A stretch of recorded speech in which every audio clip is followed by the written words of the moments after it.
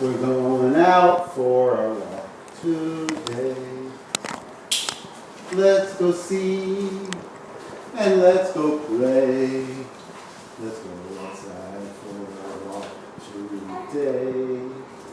What do you say? And with all these cookies, you should be okay.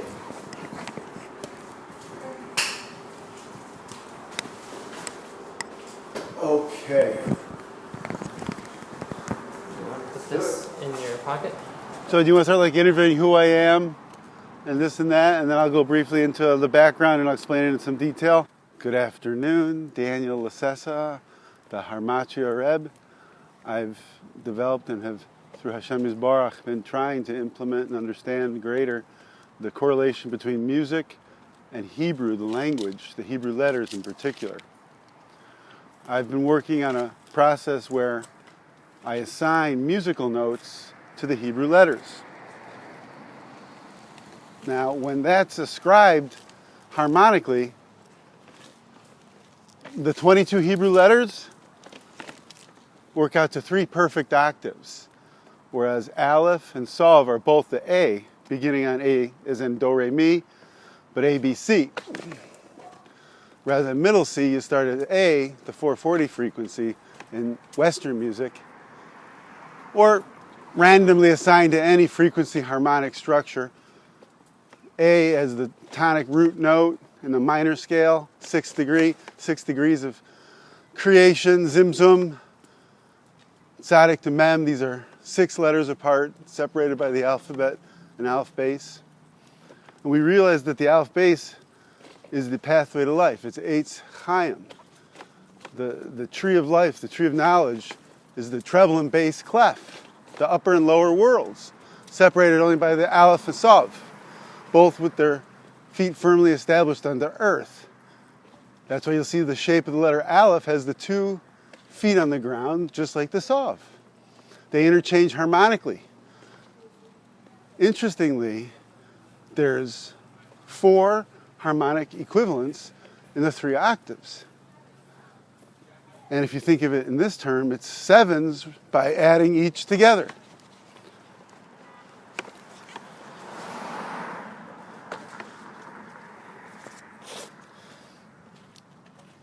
Let's cut across the street here. It's a little bit rocky road. So,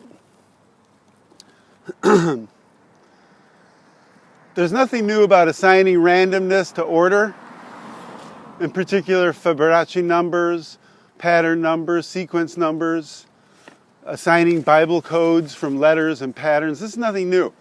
But when we assign the 3 octaves in the 22 letters, and we attribute them harmonically in the Torah, what you reveal and you actually recognize are these gematric patterns as well, the numerical cohabitation, I guess you could say. They cohabit with the harmony, the math. Let me explain. If we take the name Moshe, and I attribute Moshe, Mem, Shin, He,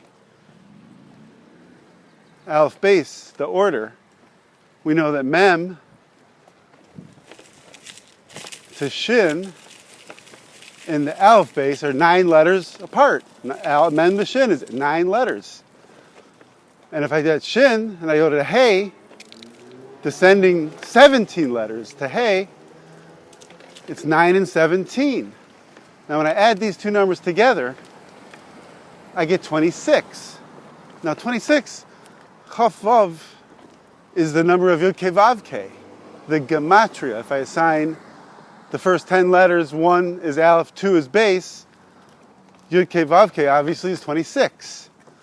The Aleph base order reveals 26 in Moshe because of the relation between Aleph base and Mem, Shin, He, his name. Mem to Shin is 9 letters apart. Shin to He is 17 letters apart. I put those together, it's 26, the man of God. It's the same with Esther. If I assign the harmonic structure of the name Esther and spell her name with Aleph all the way through, you'll see the same relationship. A harmonic gematria is 26. The name Esther. It's found throughout. If I go through Amidah, I say 3 times Elokei Avraham, Elokei Yitzhak, Elokei Yaakov. Well, that name of Hashem, Elokei, with the Hey, the harmonic Gematria is also 26. If you go through Aleph to Lamed, 12 letters and such, it's 26, which is the Gematria of the Yud Kei Vav Kei.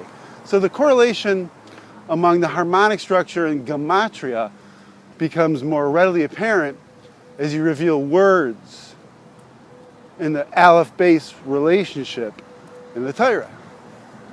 And that's what Gematria and Harmatria have in common. Harmatria is essentially musical equivalents of Aleph-base. Do, Re, Mi, Aleph-base, Gimel. Pretty straightforward. But when I start to assign those relationships to words, you reveal these harmonic gematrias, which are these numerical equivalencies that are holy. As stated in another example, in Parshas Lacesa, Sarai, her name is changed to Sarah. Hashem Yisbarach changes Sarai to Sarah, and Abram to Avraham. The Hey, the 5th letter, the measure of life, Hey, the Neshama, is interchanged into their names. So now their new name from then on becomes Sarah and Avraham. Let's look at Sarai to Sarah. Sarai is Shin to Reish. Shin Reish, 1, 2. A, B, 1, 2, Shin, Reish. It's 2 interval, 2 letters apart. Now Reish to Yud is 11 intervals. From Reish down to Yud, it's 11 letters. That's 13, 11 and 2. You can see the Yud Gimel, the Rachmanis who, Harachman who, in Sarai saw the 13 principles of Rachmanis and faith. She practiced all 13 principles of Torah before it was given. She was evidenced with the 13 Rachmanis, or principles of Hashem. Now when we change Sarai to Sarah, we permute, we change the Yud to the Hey. Now, Yud to Hey becomes Shin to Reish 2. Reish to Hey is 16 letters. Now, if I take the 2 and add 16, it's 18. Chai. So Sarah now has been given life, a Yitzhak. Chai. From Yud Gimel to Chai. And that's where you'll see the letters actually create physical manifestations, Hashem Yisbarach, and he personally named, obviously, everybody and everything in his own Kodesh Toiv, but literally in the Torah it says he named Sarai to Sarah, adding the Hey, and we can see he adds life in Yitzhak. That's a harmonic Gematria, which is a mathematical equivalent of music. That's essentially what the Harmatria creates and reveals.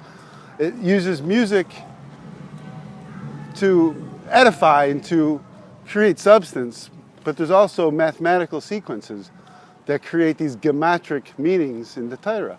13 to 18 for Sarai to Sarah, Maisha, Mem, Shin, Hey, 17 plus 9 is 26, a man of God, Yud Kei Vav Kei, the Gematria of Hashem Yisbarach.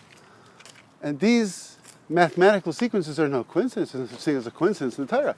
And it said in the Midrash that the entire world was created from the blueprint Hashem looked into before creation began.